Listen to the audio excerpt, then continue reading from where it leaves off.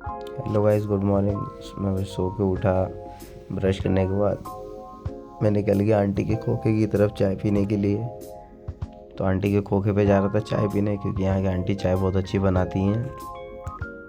चाय का टेस्ट बहुत अच्छा होता है यहाँ पे। मैं डेली सुबह में आता हूँ चाय पीने। मैं आ गया आंटी के खोखे पे। आंटी को आवाज़ लगाई चाय देने के लिए। आंटी ने मुझे एक चाय दे दी। चाय देखो कितनी अच्छी चाय है। बहुत अच्छी चाय बनाती है आंटी, बहुत टेस्टी रहती है। इसलिए मैं दिन में 2 बार आ जाता हूँ पीने के लिए, सुबह शाम। चाय वाय पी के आंटी की मैंने आवाज़ दी पैसे देने के लिए। आंटी आई।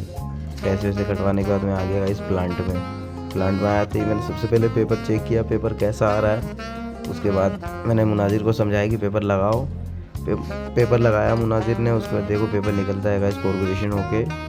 तो इस तरीके का हो गया, क्योंकि ये मशीन सही चल नहीं रही थी। उस वजह से मिस्त्री को बुलाया गया था बाहर से। अलवर से आए हैं भाई, और ये हमारे प्लांट के मिस्त्री जी थे, पुष्पेंद्र भाई। तो मशीन प्रॉब्लम दे रही थी बहुत दिनों से, तो उसके लिए मिस्त्री जी आए बाहर से। उन्होंने कुछ ऐसा किया उसमें ब्लीचिंग पाउडर लगा के, लेकिन उससे कोई फ़र्क नहीं पड़ा।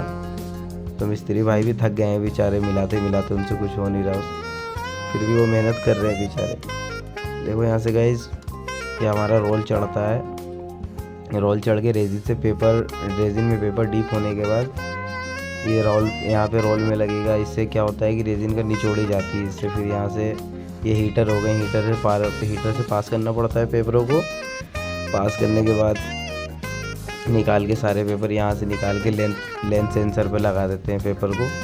अब इससे क्या है कि यहाँ से जो हमने लेंथ सेट की है ना, तो वो लेंथ जाती है कि किस लेंथ का पेपर काटना है। वहाँ पे पेपर चेक किया जाता है किस तरीके का आ रहा है, नहीं आ रहा, सही आ रहा है। उसके बाद ये हो गया कटर। ये पेपर को कटिंग करता है जिस साइज़ का पेपर हो। उसके बाद कोरुगेशन होता है पेपर गाइस। कोरुगेशन होने के बाद दिखा रहा हूँ मैं आपको कैसा आता है पेपर।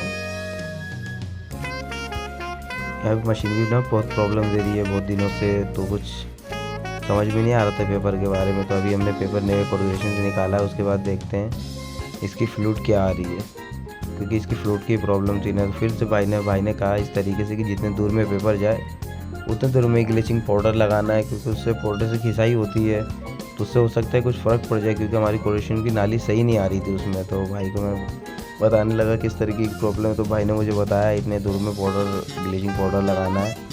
उसके बाद फिर देखते हैं क्या होता है इसके साथ, सही होती पाती है, नहीं हो पाती है सही। यार भाई भी ना बहुत कंफ्यूज हो गए थे। उन्हें खुद नहीं समझ में आ रहा था कैसे क्या करना है।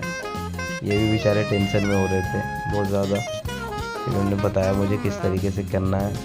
भाई ने बताया कि इस तरीके से पाउडर लगाना, इतनी देर चलाना है, इतने घंटे के लिए। उसके बाद चलाने के बाद फिर मैंने भाई से बताया कि ठीक है पाउडर लाना पड़ेगा। मैं भैया से बात करके आपको बताता हूँ। उसके बाद जो भी रिस्पॉन्स होगा वो बताऊँगा आपको।